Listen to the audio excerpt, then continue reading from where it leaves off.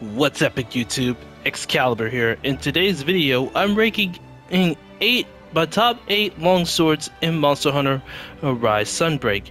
Now before I begin this one, this is going to be my opinion and my opinion only, so any opinions being validated or just denied or fighting over it, the comment will be deleted. So without further ado, let's get started.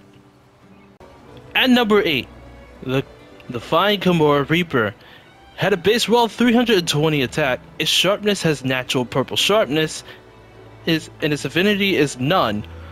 And all that matters is having one 4 slot and a 1/2 slot, and its available rampage slot is level 2, which is definitely perfect because if you manage to get a maximum critical eye and basically you have a rampage slot up to level 3, you have access to Deora Soul, and then basically congratulations, you basically got a better Nargacuga Longsword, or just way better Nargacuga Longsword that is much more stronger than the actual Nargacuga Longsword itself.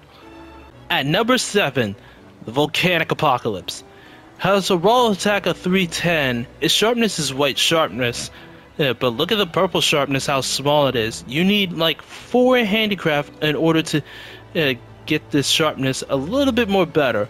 But its huge takeaway, it has a fire element of 75, which is huge. You have a slot of a 1/3 slot. You have a 1/3 slot and a maximum rampage slot of level 3. Now you can take advantage of using a Deora Soul to make up some loss for some affinity, or you can take advantage of Elemental Exploit for those who are weak to fire element.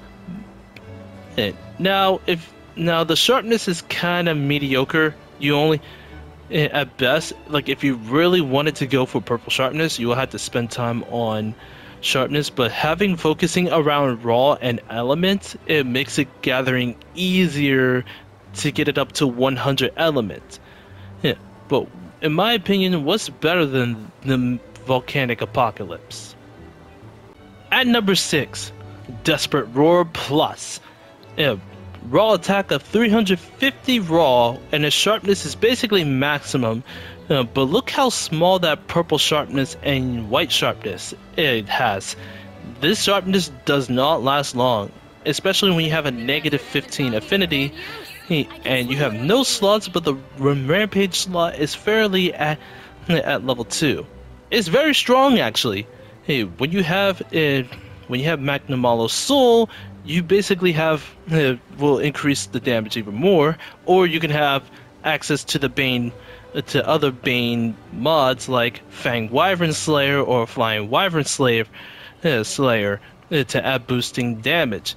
This is the highest raw attack, non-elemental raw attack in the game. But that sharpness is well needed a desire, which means it might require you to have the Amatsu Heavenly Scent and have Razor Sharp or Master's Touch in order to maintain that purple sharpness. However, what's better than this one in my opinion? At number 5, the Kimura Legacy. Nobody talk about this weapon, and it's one of my favorite. It's actually stronger than the ADS Saber, aka the Nargacuga Longsword. It has a base 290 attack, which is low, but it has large white sharpness, so its sharpness is overall great. Its element is fire at 32, which is not too big, but it's manageable. The affinity is 40 and has one 3 slot and a level 2 rampage slot. Now it is my favorite because as long as you have a rampage slot on level 2, what I love doing is putting Magma Soul to make up for the raw attack, including the Coalescence too to boost the element even more. However, when you invest enough raw attack in element, it makes this weapon feels like more likely a Tiger Rex longsword with basically huge damage. But Yeah, but what's better than the Kimura Legacy, in my opinion? At number 4, the Imperial Flicker Flame. It has a 330 raw attack. Its sharpness is white, but it's not too much. A white sharpness. Its element is blast at 60, which is great. Hey, it has 1-1 slot and a 1-2 slot.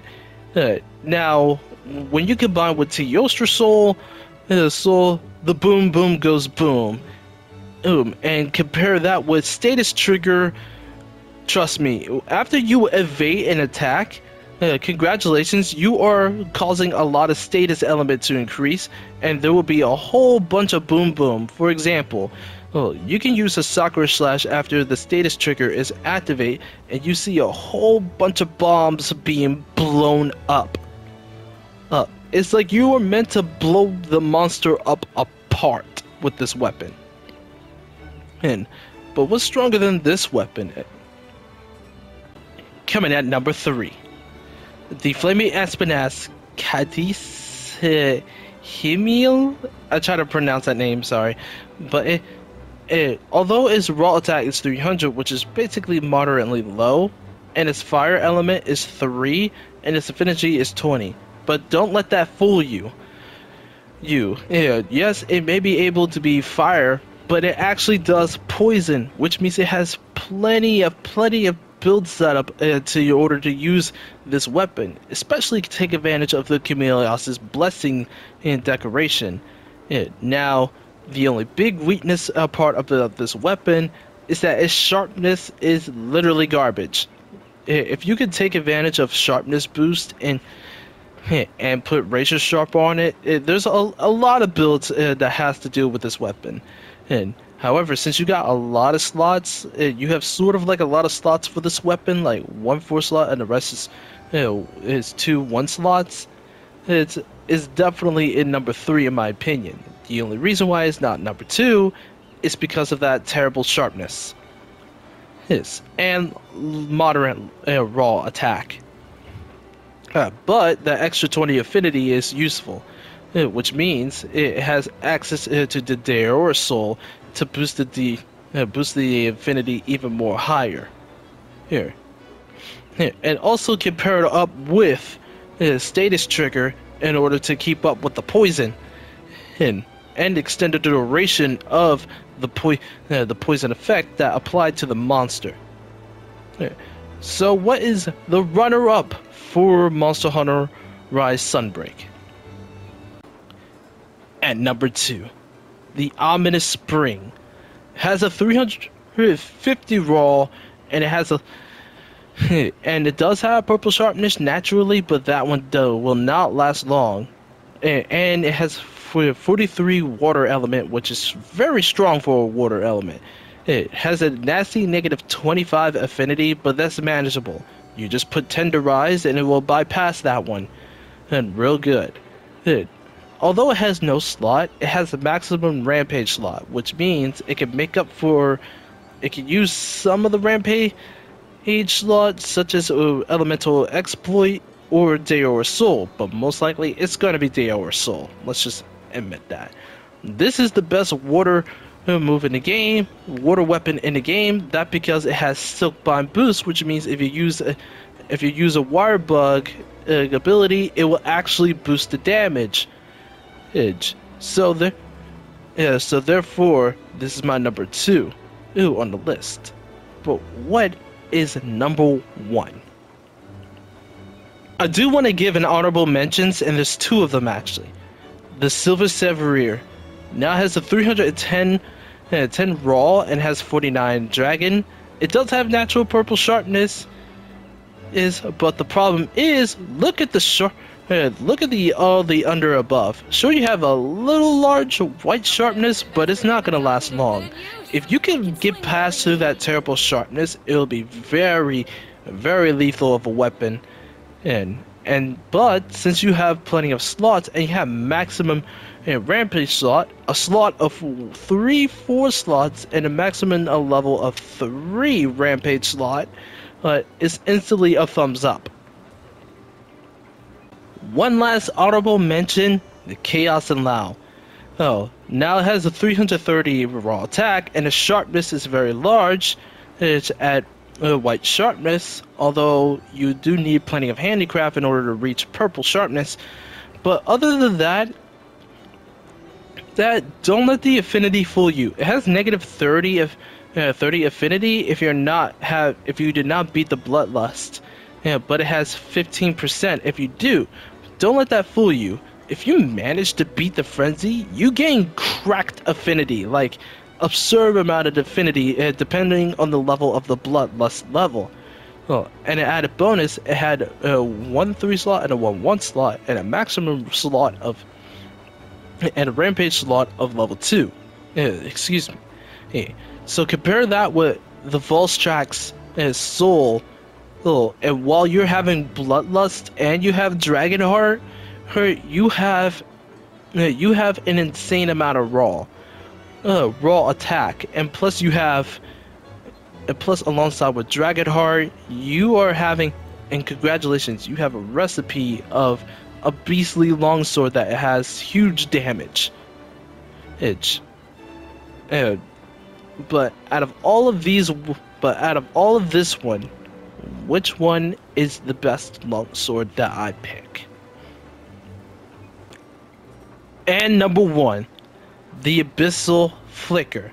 Has a 340 raw attack, but it has the biggest purple sharpness in the game. That means you don't really need to have handicraft, which is fantastic. Its dragon element is low at 19, but it's extremely manageable. Oh, like if you put like dragon attack up plus burst, and furtherly maximum increase the attack power of this weapon, and trust me, it is absurd. Although it has a negative 25 affinity, just add 10 to rise. Bypass it. It has no slots, but it has a maximum rampage slot of level 3.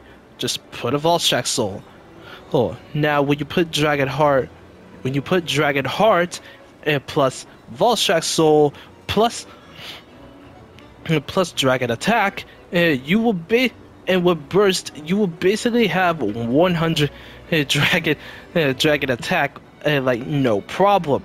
And especially is extremely hard hitter. This is probably the strongest Dragonheart